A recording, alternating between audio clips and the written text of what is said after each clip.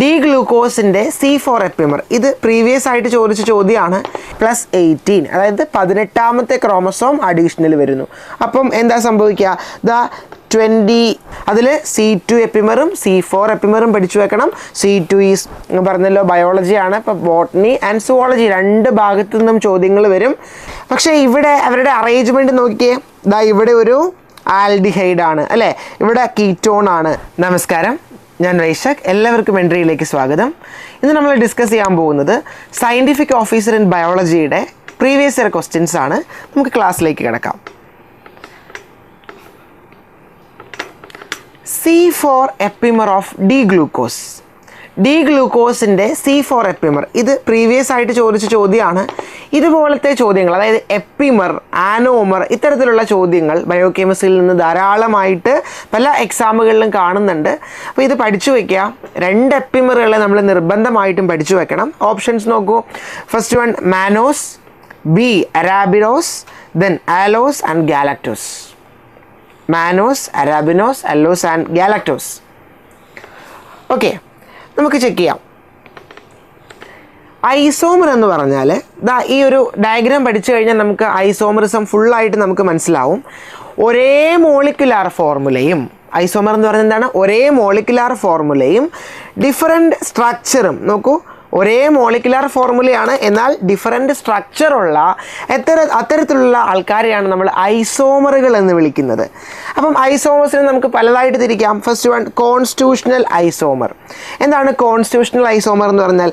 They differ in order, അതായത് order of attachment of ആറ്റത്തിൽ മാത്രമാണ് difference വരുന്നതെങ്കിൽ അതാണ് കോൺസ്റ്റിറ്റ്യൂഷണൽ ഐസോമർ എന്ന് പറയുന്നത്. നമുക്ക് നോക്കാം.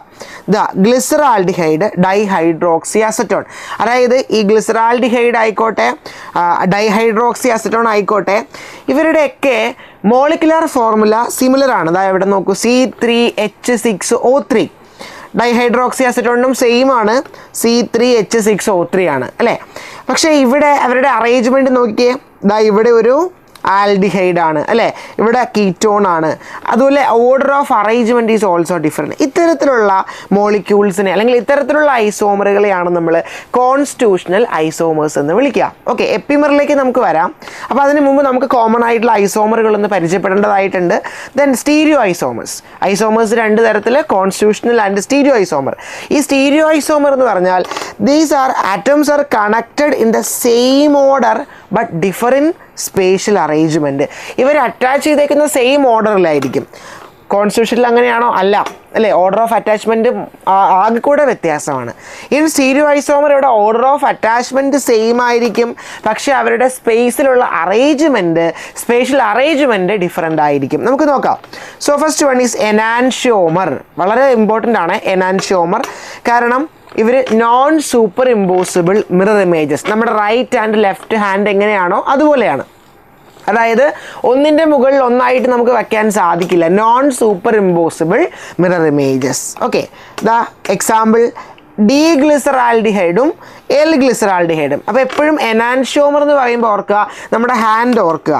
കണ്ടോ, ഇവിടെ ഈ OH റൈറ്റിലാണ്, ഡി ഗ്ലിസറാൾഡിഹൈഡിൽ OH റൈറ്റിലാണെങ്കിൽ എല്ലിൽ OH ലെഫ്റ്റിലാണ്, hydroxyl group on left side. അപ്പോൾ നമ്മുടെ റൈറ്റ് ആൻഡ് ലെഫ്റ്റ് ഹാൻഡ് ഓർത്താൽ മതി. ഇവിടെ എന്താ പ്രത്യേകത? ബാക്കിയൊക്കെ സെയിം ആണ്. ഈ ഒരു എന്താണ് non superimposable mirror image ആണെന്നുള്ള കാര്യം ഓർക്കുക. ദെൻ ഡയസ്റ്റീരിയോമർ എന്ന് പറഞ്ഞാൽ ഇവർ they are isomers that are not mirror images. Okay, അതായത് എനാൻഷ്യോമറിൻ്റെ കേസ് പറഞ്ഞു they are not superimposable but they are mirror images. ഇവിടെ എന്താ സംഭവിക്കുക? ഇവിടെ മിറർ ഇമേജ് ആണ് അല്ലേ, isomers that are not mirror images. Okay, diastereo ഐസോമറിൻ്റെ പ്രത്യേകത ഇവർ മിറർ ഇമേജ് അല്ല, ഇതാണ് പ്രത്യേകത. നോക്കൂ, എക്സാമ്പിൾ ആൾട്രോസും ഗ്ലൂക്കോസും ആണ്. നെക്സ്റ്റ് വൺ പോകുന്നത് എപ്പിമർ ആണെന്നാണ് നമുക്ക് ചോദിച്ചിരുന്നത്. ഡി ഗ്ലൂക്കോസും ഡി മാനോസും ആണ്. ഉദാഹരണം നോക്കിയേ, ഡി ഗ്ലൂക്കോസും ഡി മാനോസും എന്ന് പറയുമ്പോൾ അവിടെ വ്യത്യാസം വരുന്നത് C2ലാണ്. ഈ OH C2 നോക്കിയേ, OHൻ്റെ വ്യത്യാസം നോക്കിയേ, OH on right and left side അല്ലേ.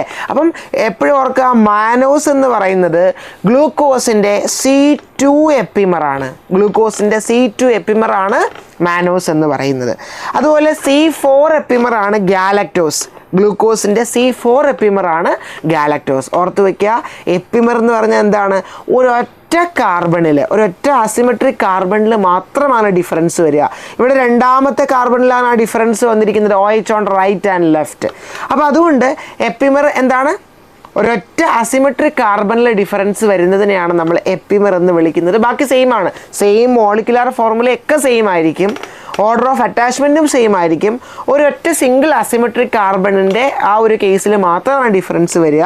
അപ്പോൾ C2 എപ്പിമർ ഓഫ് ഗ്ലൂക്കോസ് ആണ് മാനോസ് എന്ന് പറയുന്നത്. And C4 epimer of glucose ആണ് ഇത് ഗാലക്ടോസ്. C4 എപ്പിമർ ആണ് ഗാലക്ടോസ്. പഠിച്ചു വെക്കണം, ഇമ്പോർട്ടൻ്റ് ആണ്. ഓക്കെ, ദെൻ ആനോമർ നോക്കിക്കഴിഞ്ഞാൽ only 1 point, asymmetric carbon atom formed on ring closure. അതായത് ഇവിടെയാണ് വ്യത്യാസം, കണ്ടോ? OH ഇതാ ഈ ഡയറക്ഷനിലേക്കാണെങ്കിൽ അതാണ് alpha D glucose, just opposite ആണെങ്കിൽ that is beta D glucose. അപ്പം അത് നമുക്ക് ക്ലാസ്സിൽ ഡിസ്കസ് ചെയ്യാം. എപ്പിമർ മനസ്സിലാക്കി വെക്കുക. എപ്പിമർ ചോദിക്കുന്നത് ഇതാണ്, C4 epimer of glucose and C2 epimer of glucose. അപ്പോൾ അത് നോക്കി വയ്ക്കുക, ചോദിക്കാറുണ്ട്. ദെൻ കണ്ടോ, sugars that are diastereoisomers differing in configuration at only a single asymmetric carbon called എന്താണ്? എപ്പിമേഴ്സ്. അതിൽ C2 എപ്പിമറും C4 എപ്പിമറും പഠിച്ചു വെക്കണം. C2 is mannose and C4 is galactose. Okay, അടുത്ത ചോദ്യം. A human with a karyotype of 48XXY is an example for. നോക്കൂ, XXY, അതായത് എക്സ് ക്രോമസോം കൂടുതലാണ്. നമുക്ക് നോർമലി ഉള്ള കാരിയോടൈപ്പ് എത്രയാണ്? 46 ആണ് അല്ലേ? നോർമലി നമുക്ക് എത്രയാണ് വരിക? 46 ആണ് കാരിയോടൈപ്പ്. അതിൻ്റെ കൂടെ 2 ക്രോമസോംസ് അവിടെ കൂടി. അപ്പോൾ ഇവിടെ കൂടിയിരിക്കുന്നത് 2X ആണ് അല്ലേ? അപ്പോൾ ഈ കണ്ടീഷനെ നമ്മൾ വിളിക്കുന്ന പേരെന്താണ്? ടർണേഴ്സ് ആണോ, ക്ലിൻഫിൽട്ടർ സിൻഡ്രോം ആണോ, ഡൗൺ സിൻഡ്രോം ആണോ, XXX ആണോ? ഇതാണ് ചോദ്യം. Answer it is Klinefelter syndrome. നമുക്ക് നോക്കാം. 47 അതായത് 46 നമ്മുടെ നോർമൽ കാരിയോടൈപ്പ്, അല്ലെങ്കിൽ 45 plus XY or 45 plus XX വരാം അല്ലേ? അതായത് 45 ഓട്ടോസോമും XY 2 സെക്സ് ക്രോമസോമും, ഇത് മെയിലാണെങ്കിൽ അല്ലേ? ദെൻ 45 ഓട്ടോസോമും ദെൻ XX, അതെവിടെയാണ്? ഫീമെയിലിൻ്റെ കേസിൽ 2X ക്രോമസോമും. അപ്പോൾ അങ്ങനെ 46 ക്രോമസോം ടോട്ടൽ വരാം. ഈ കണ്ടീഷനാണ് നോർമലി നമുക്ക് കാണാൻ സാധിക്കുക. പക്ഷേ ഇവിടെ പറഞ്ഞിരിക്കുന്നത് 47 ആണ്. ദാറ്റ് മീൻസ് 45ൻ്റെ കൂടെ ഒന്നും കൂടെ വന്നു. എവിടെയാണ് കൂടെ വന്നിരിക്കുന്നത്? +21 ആണ് അല്ലേ? 21ാമത്തെ ക്രോമസോം അഡീഷണൽ, ഒരു ട്രൈസോമി കണ്ടീഷൻ. അഡീഷണൽ ആയിട്ട് 21ൽ 21 ക്രോമസോം ഒരെണ്ണം കൂടെ അഡീഷണൽ ആയിട്ട് വരുന്നു. ഈ കണ്ടീഷനാണ്. അപ്പോൾ എത്ര വരും? 21 അഡീഷണൽ വരുമ്പോൾ 46 + 1 എത്രയാണ്? 47 ക്രോമസോം ടോട്ടൽ. എവിടെയാണ് കൂടുതൽ വന്നത്? +21 അല്ലേ? ഈ കണ്ടീഷനാണ് ഡൗൺ സിൻഡ്രോം. അതായത് ഡിപ്ലോയിഡ് ആയിട്ടുള്ള ഇൻഡിവിജ്വലിൽ 1 ക്രോമസോം അഡീഷണൽ, 2n+1. അടുത്തതാണ് പാറ്റു സിൻഡ്രോം, 47 + 13. സിമ്പിളായിട്ട് പറഞ്ഞാൽ ട്രൈസോമി 13, 13ാമത്തെ ക്രോമസോം അഡീഷണൽ ആയിട്ട് വരുന്ന condition. That is called Patau syndrome. Next വരുന്നത് 47 + 18, 18ാമത്തെ ക്രോമസോം അഡീഷണൽ ആയിട്ട് വരിക, എഡ്വേർഡ് സിൻഡ്രോം. ഈ ടേബിൾ പഠിച്ചു വെക്കണം, വെരി ഇമ്പോർട്ടൻറ്റ്. ഇവിടുന്ന് ഈ ഡിസീസുകൾ വെച്ചിട്ട് ചോദ്യങ്ങൾ ചോദിക്കാറുണ്ട്. എഡ്വേർഡ് സിൻഡ്രോം 47 + 18, അതായത് 18ാമത്തെ ക്രോമസോം അഡീഷണൽ വരുന്നു. അപ്പം എന്താ സംഭവിക്കുക? 20, അതായത് 2n+1 അല്ലേ? അതായത് ഡിപ്ലോയിഡ് +1, 18ാമത്തെ chromosome additional, like Down syndrome. അപ്പോൾ ഡൗൺ സിൻഡ്രോമിൽ ട്രൈസോമി 21, പാറ്റു സിൻഡ്രോമിൽ 13 ട്രൈസോമി, ദെൻ എഡ്വേർഡിൽ +18, അതായത് ട്രൈസോമി 18. ദെൻ അടുത്തതാണ് ടർണർ സിൻഡ്രോം. അവിടെ ഓട്ടോസോമിലല്ല, അല്ലോസോം അഥവാ സെക്സ് ക്രോമസോമിലാണ് ഡിഫറൻസ്. -2n-1 എന്ന് പറയുമ്പോൾ 45 + XX വരേണ്ട സ്ഥലത്ത്, അല്ലെങ്കിൽ XY വരേണ്ട സ്ഥലത്ത് X മാത്രമേ ഉള്ളൂ. അവിടെ ഒരു അഡീഷണൽ സെക്സ് ക്രോമസോമിൻ്റെ കുറവാണ് അല്ലേ, സെക്സ് ക്രോമസോം അവിടെ ഒരെണ്ണം കുറവാണ്. സോ 46 എന്ന് പറയുന്നത് -1 ആകുമ്പോൾ 45, ടോട്ടൽ ക്രോമസോം 45 ആയിട്ടുണ്ട്. ദെൻ ക്ലിൻഫിൽട്ടേഴ്സിൽ പല കണ്ടീഷൻസ് വരാം, XXY വരാം, അതായത് XYയുടെ കൂടെ അല്ലെ XYയുടെ കൂടെ അഡീഷണൽ ഒരു X ക്രോമസോം വന്നു. ദെൻ 2n+2 2 X ക്രോമസോം വരാം. ദെൻ 2n+3 3 വരാം. 2n+4 multiple X chromosome addition വന്നാലും ദാറ്റ് ഈസ് ക്ലിൻഫിൽട്ടർ സിൻഡ്രോം. അതായത് X ക്രോമസോം അഡീഷണൽ ആയിട്ട് ഇവിടെ വരുന്നു. അപ്പോൾ 48ഉം 49ഉം ഒക്കെ വരാം. ക്ലിയർ ആണോ? മനസ്സിലായോ? അപ്പോൾ ഇതാണ് ക്ലിൻഫിൽട്ടർ സിൻഡ്രോം. ദെൻ അടുത്ത ട്രിപ്ലോ എക്സ് ആണ്. 3 X വരുന്ന കണ്ടീഷനാണ്, 3 X ക്രോമസോം വരുന്ന കണ്ടീഷനാണ് ട്രിപ്ലോ എക്സ് എന്ന് പറയുന്ന കണ്ടീഷൻ. ദെൻ നെക്സ്റ്റ് ക്വസ്റ്റ്യൻ, അപ്പോൾ ആൻസർ കിട്ടി, that is Klinefelter syndrome. Then which among the following is not related with family Orchidaceae? Orchid അതായത് ബോട്ടണിയിൽ നിന്നുള്ള ചോദ്യമാണ്, പറഞ്ഞല്ലോ ബയോളജിയാണ്. ഇപ്പോൾ ബോട്ടണി ആൻഡ് സുവോളജി രണ്ട് ഭാഗത്തു നിന്നും ചോദ്യങ്ങൾ വരും. പ്യുവർ ബോട്ടണിയും പ്യുവർ സുവോളജിയും ചോദ്യങ്ങൾ ഉണ്ടാവും. ഓക്കെ, അപ്പോൾ ഓർക്കിഡേസിയ എന്ന് പറയുന്ന ഫാമിലിയിൽ നിന്നുള്ളൊരു ചോദ്യമാണ്. താഴെ തന്നിരിക്കുന്നതിൽ ഈ ടേം 4 ടേംസ് ഉണ്ട്. അതിൽ ഓർക്കിഡേസിയ എന്ന ഫാമിലിയുമായിട്ട് ബന്ധമില്ലാത്ത നോട്ടാണ് ശ്രദ്ധിക്കുക. Not related with family Orchidaceae. നോക്കിക്കേ, resupination, then follicles and pollinium and rostellum. 4 options ആണ്.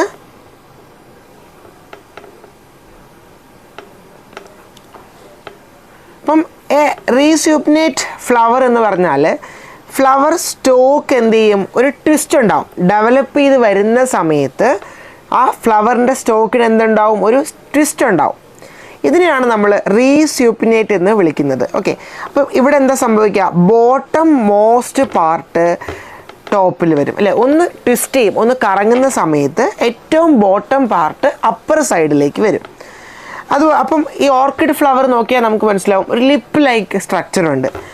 ഈ ലിപ്പ് ഓഫ് ദ ഫ്ലവർ ഏറ്റവും താഴത്ത് വരും, ടോപ്പിലിരിക്കുന്ന ലിപ്പ് താഴത്ത് വരും. അപ്പോൾ lip of the flower become lower most part. അത് ഈ ഒരു പ്രോസസ്സിലാണ് ഈ ലിപ്പ് ലോവർ സൈഡിലേക്ക് വരുന്നത്, കോളം അപ്പർ സൈഡിലേക്ക് പോവുകയും ചെയ്യും. ഫിഗർ നോക്കിയാൽ നമുക്ക് മനസ്സിലാവും. അപ്പോൾ റീസെപ്നേഷൻ എന്ന് പറഞ്ഞാൽ, റെസ്യൂപ്നേഷൻ എന്ന് പറഞ്ഞാൽ എന്താണ്, ഒരു ട്വിസ്റ്റിംഗ് അല്ലെങ്കിൽ റൊട്ടേഷനാണ്. ഫ്ലവർ ഡെവലപ്പ് ചെയ്യുന്നതിൻ്റെ ആ ഒരു ടൈമിൽ ട്വിസ്റ്റ് ചെയ്യുന്ന പ്രോസസ്സിനെയാണ് നമ്മൾ അങ്ങനെ പറയുന്നത്. അപ്പോൾ ഓർക്കിഡിൻ്റെ കേസിലാണ് നമുക്കിത് കാണാൻ സാധിക്കുക. അപ്പോൾ അതുകൊണ്ട് ലിപ്പ് അല്ലെങ്കിൽ ലേബലം എന്ന് പറയുന്ന ആ ലിപ്പ് പോർഷൻ അവിടെ വരും, ലോവർ പോർഷനിലോട്ട് വരും. ദെൻ കോളം അപ്പർ പോർഷനിലോട്ട് പോകും. ഇത് ഓർക്കിഡ് ഫ്ലവറിലാണ് കാണാൻ സാധിക്കുക. അപ്പോൾ first term option 1 is related to orchid, നമുക്ക് മനസ്സിലായി. ഈ കാണുന്നതാണ് ലിപ്പ് പോർഷൻ. ഞാൻ പറഞ്ഞില്ല, കോളം എന്ന് പറഞ്ഞാൽ അപ്പർ പോർഷനാണ്, ഈ പോർഷനാണ് കോളം എന്ന് പറയുന്നത്. അപ്പോൾ കോളം എവിടെ വരും, അപ്പർ പോർഷനിൽ വരും.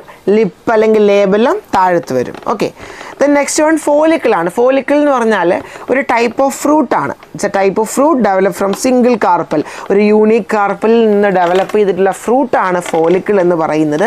സ്പ്ലിറ്റ് ഓപ്പൺ ചെയിൻ, ഈ ഒരു ഡയഗ്രം കണ്ടാൽ മനസ്സിലാവുമല്ലോ എന്ത് ഫ്രൂട്ടാണെന്ന് അല്ലേ.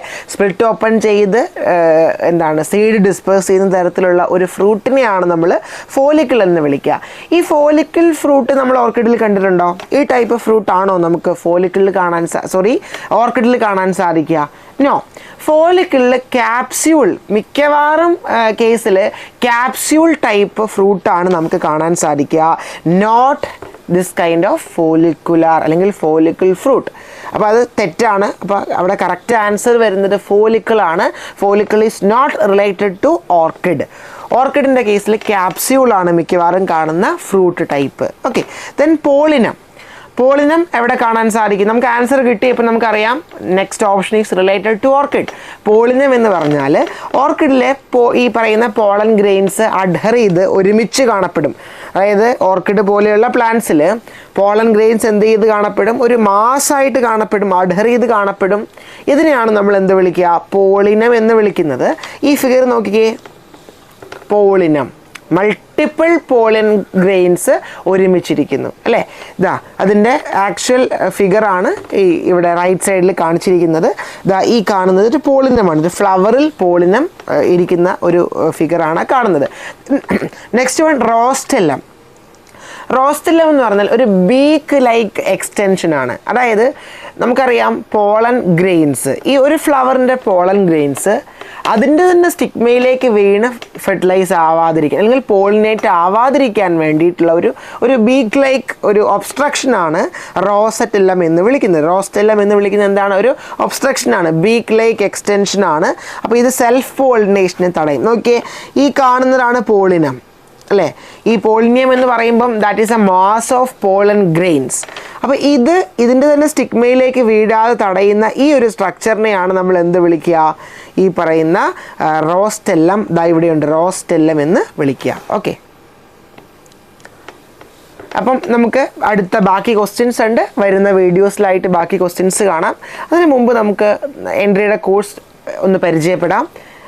ഞാൻ പറഞ്ഞ പോലെ റെക്കോർഡഡ് വീഡിയോ ക്ലാസ്സസ് ആണ് നമ്മൾ പ്രൊവൈഡ് ചെയ്യുന്നത്. ഫുൾ സിലബസ് കവർ ചെയ്തിട്ടുള്ള ടോപ്പിക്സ് ഉണ്ടാവും. അതുപോലെ തന്നെ നമ്മുടെ ഡൗട്ട് ക്ലിയറൻസ് ആയിട്ട് വീക്കെൻഡ് സെഷൻസ് ഉണ്ടാവും, ലൈവായിട്ടുള്ള സെഷൻസ് ഉണ്ടാവും.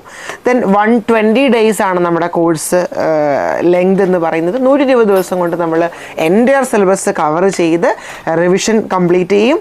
ദെൻ സ്റ്റഡി നോട്ട്സ് പ്രൊവൈഡ് ചെയ്യും. ദെൻ മോക്ക് എക്സാംസും ലൈവ് എക്സാംസും PYQ ഡിസ്കഷനും ഇതുപോലെയുള്ള പ്രീവിയസ് ആയിട്ടുള്ള ക്വസ്റ്റ്യൻ, അത് ഈ പോസ്റ്റിന് മാത്രമല്ല ധാരാളം എക്സാമുകൾ നടക്കുന്നുണ്ട്. അപ്പോൾ ഇതിൻ്റെയൊക്കെ ക്വസ്റ്റ്യൻസ് നമ്മൾ മാക്സിമം ഡിസ്കസ് ചെയ്ത് നമ്മൾ ഒരു പാറ്റേൺ നമുക്ക് മനസ്സിലാക്കുക. എങ്ങനെയാണ് ഈ ഒരു ടൈപ്പിലുള്ള ചോദ്യങ്ങൾ വരുന്നത്, അപ്പോൾ എങ്ങനെയാണ് നമുക്ക് ആൻസർ ചെയ്യാൻ സാധിക്കുന്നത്, ഇതൊക്കെ നമുക്ക് ഈ ഒരു PYQ എക്സാമുകൾ ചെയ്യുന്നത് വഴി നമുക്ക് മനസ്സിലാവും.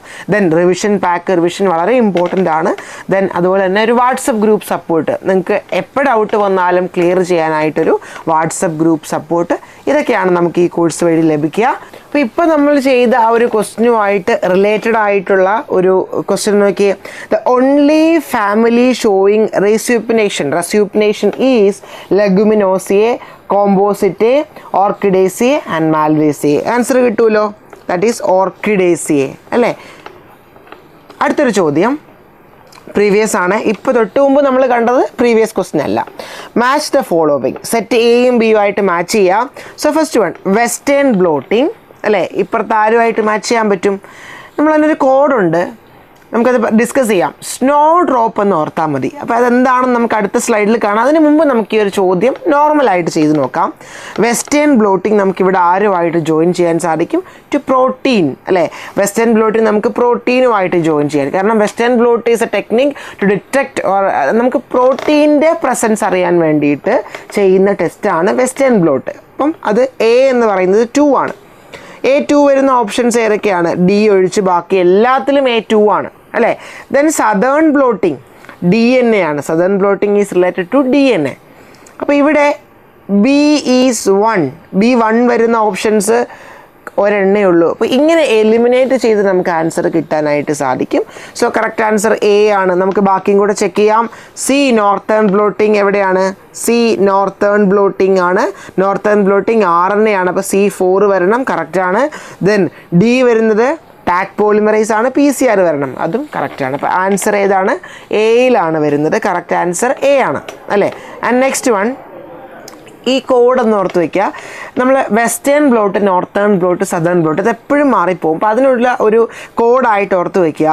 Snow drop, snow means S for southern അല്ലേ, സദേൺ ഫോർ DNA. ഇങ്ങനെ എഴുതി കഴിഞ്ഞാൽ നമുക്കത് കിട്ടും. സ്നോ ഡ്രോപ്പ് SD എന്ന് ഓർക്കുക. SD snow drop DNA. സ്നോയുടെ N, ഡ്രോപ്പിൻ്റെ R അല്ലേ. ഇതുപോലെ തന്നെ ഈ എഴുതിയേക്കുന്ന പോലെ ചേർത്ത് വെച്ചാൽ അത് ജോയിൻ ആവും. Northern blot for RNA. Then western blot for proteins, southern for DNA, northern for RNA and western for proteins. Okay. Then അടുത്തത്, who among the following coined term bioinformatics? അല്ലേ, ആരാണ് ബയോഇൻഫോർമാറ്റിക്സ് എന്ന ടേം കോയിൻ ചെയ്തത്? പഠിച്ചു വയ്ക്കുക. Paulien Hogeweg. Okay, Paulien Hogeweg. അപ്പോൾ അതുമായിട്ട് ബന്ധപ്പെട്ടൊരു ചോദ്യം ചോദിക്കാറുണ്ട്. ഹു ഈസ് ദ പാരൻറ്ഹുഡ് അല്ലെങ്കിൽ father and mother of bio informatics എന്ന് ചോദിക്കാറുണ്ട്. ആരാണ്? ഈ കാണുന്ന ആളാണ് ഷീ ഈസ് മാർഗ്രറ്റ് ഒക്കലെ ഡേഹോഫ്. ആദ്യത്തെ ഒരു ഡാറ്റാബേസിൻ്റെ ഉപജ്ഞാതാവും കൂടെയാണ് ഈ ഒക്കലെ ഡേഹോഫ് എന്ന് പറയുന്നത്. അറ്റ്ലസ് ഓഫ് പ്രോട്ടീൻ സീക്വൻസ്, അവരുടെ ഒരു ബുക്കാണ് Atlas of protein sequences and structures എന്ന് പറയുന്നത്. അതാണ് പിന്നീട് നമ്മുടെ PIR അല്ലെങ്കിൽ പ്രോട്ടീൻ ഇൻഫോർമേഷൻ റിസോഴ്സസ് എന്ന് പറയുന്ന ആ ഒരു ഡേറ്റാബേസ് ആയിട്ട് മാറിയത്. അപ്പം വളരെ പ്രധാനമാണ്. പോളിൻ ഹോഗ്വെഗ് ആണ് ബയോ ഇൻഫോർമാറ്റിക്സ് എന്ന ടേം കോയിൻ ചെയ്തത്. ആൻഡ് പാരൻറ്ഹുഡ് ആരാണ്? മാർഗ്രറ്റ് ഒക്കലെ ഡേഹോഫ് ആണ്. ഓക്കെ, അടുത്തത് ബയോ ഇൻഫോർമാറ്റിക്സിൽ നിന്ന് ചോദ്യമുണ്ട്. ഈ തന്ന 2 ക്വസ്റ്റ്യൻസും പ്രീവിയസ് ആണ്. Okay, which among the following is a nucleotide database? ഏതാണ്? Not PDB. PDB protein data bank of protein data bank ആണ്. അതായത് പ്രോട്ടീൻ്റെ ഒരു ഡാറ്റ ബാങ്ക് അല്ല, ബേസ് ആണ്. DDBJ എന്ന് പറഞ്ഞാൽ that is first option. DNA data bank of Japan, that is nucleotide database. അപ്പോൾ ആൻസർ അതാണ്. PDB പ്രോട്ടീൻ ഡാറ്റ ബേസ് ആണ്. പ്രോട്ടീൻ്റെ ഒരു സ്ട്രക്ചറൽ ഡാറ്റാബേസ് ആണ് PDB എന്ന് പറയുന്നത്. ദെൻ ബ്ലാസ്റ്റ് നമുക്കറിയാം അല്ലേ, നമ്മൾ സീക്വൻസ് സിമിലാരിറ്റി സെർച്ചിന് വേണ്ടി യൂസ് ചെയ്യുന്ന ബ്ലാസ്റ്റ് അല്ലേ, അതും ഒരു ഡാറ്റാബേസ് അല്ല. ദെൻ ഫൈലിപ്പ് എന്ന് പറയുമ്പോൾ ഫൈലോജനറ്റിക് ട്രീ കൺസ്ട്രക്ട് ചെയ്യാൻ യൂസ് ചെയ്യുന്ന ഒരു പാക്കേജാണ്. അപ്പോൾ ഇറ്റ് ഇസ് നോട്ട് ഫോർ ഒരു ഡാറ്റാബേസ് കാറ്റഗറിയിൽ വരുന്നതല്ല ഫൈലിപ്പും ബ്ലാസ്റ്റും ഒന്നും. സോ കറക്റ്റ് ആൻസർ നമുക്ക് കിട്ടി. ഏതാണ്? DDBJ ആണ്. അവിടെ which of the following is a protein database എന്ന് ചോദിച്ചാൽ ദാറ്റ് വിൽ ബി PDB അല്ലേ, പ്രോട്ടീൻ ഡാറ്റാബേസ്. Then അടുത്ത നോക്ക്, chromosomes are arranged at the metaphase plate by a process called congression, centromere splitting, microtube pulling and microtube pushing. ഇവിടെ ഈ metaphase എന്ന് പറയുമ്പോൾ നമുക്കറിയാം ക്രോമസോം സെല്ലിൻ്റെ നടുക്ക് ആ മെറ്റാഫേസ് പ്ലേറ്റിൽ അറേഞ്ച് ചെയ്യും. ഈ പ്രോസസ്സിനെയാണ് നമ്മൾ എന്ത് വിളിക്കുക? മെറ്റാഫേസ് എന്ന് വിളിക്കുക. ഈ മെറ്റാഫേസ് പ്ലേറ്റിലോട്ട് ക്രോമസോം പോകുമ്പോൾ there is A movement. Chromosome അങ്ങോട്ടും ഇങ്ങോട്ടും ഇങ്ങനെ മൂവ് ചെയ്ത് പോവും. ഈ ഒരു പ്രോസസ്സിനെയാണ് നമ്മൾ കൺഗ്രഷൻ എന്ന് വിളിക്കുക. ഫിഗർ നോക്കിയേ, കണ്ടോ? ക്രോമസോം ദാ റൈറ്റിലേക്കും ലെഫ്റ്റിലേക്കും ഈ മൈക്രോ ട്യൂബ്യൂൾസ് അല്ലെങ്കിൽ സ്പിൻഡിൽ ഫൈബേഴ്സ് വഴി ഒന്ന് മൂവ് ചെയ്യും. എന്നിട്ടാണ് അവർ സെൻറ്ററിലോട്ട് വരുന്നത്. And this process is called, ഈ മൂവ്മെൻറ്റിനെയാണ്, ഈ ഒരു അറേഞ്ച്മെൻറ്റിനെ അല്ലെങ്കിൽ ഈ ഒരു മൂവ്മെൻറ്റിനെയാണ് നമ്മൾ കൺഗ്രഷൻ എന്ന് വിളിക്കുന്നത്. ഓക്കെ, അപ്പോൾ ആൻസർ അവിടെ കൺഗ്രഷനാണ്. അപ്പം ഇത്രയും ക്വസ്റ്റ്യൻസ് ആണ് നമുക്ക് ഈ ഒരു ക്ലാസ്സിൽ ഡിസ്കസ് ചെയ്യാനുള്ളത്. അടുത്ത ക്ലാസ്സിൽ കണ്ടിന്യൂവേഷൻ ആയിട്ട് കാണാം. Thank you.